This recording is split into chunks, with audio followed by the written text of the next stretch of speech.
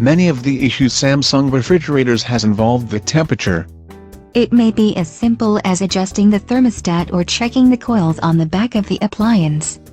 However, Samsung refrigerator troubleshooting can be done with a little time and energy. To get started, it is recommended to have a copy of the user manual that comes with each refrigerator.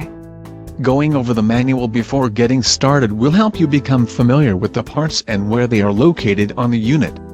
If you have a general idea of where the problem is located, you can go directly to that section of the manual. Another idea is to locate Samsung refrigerator troubleshooting websites that will answer your questions and tell you exactly what parts you will need to fix the problem. This option is most beneficial to individuals new to repair work. If it is necessary to take apart a section of the unit, always unplug the cord and allow the refrigerator to cool down first. If your refrigerator doesn't appear to be defrosting or cooling, you may need to check the amount of condensation inside of the refrigerator.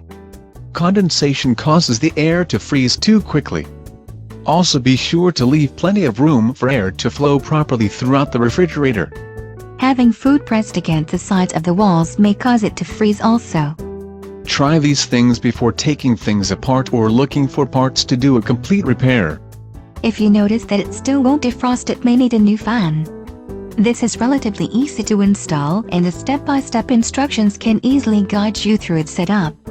It's best to do Samsung refrigerator troubleshooting before calling on someone, because a large repair bill for a do-it-yourself problem can be frustrating. Some parts of the refrigerator can be fixed by a touch of a button. Newer refrigerator models have child safety features.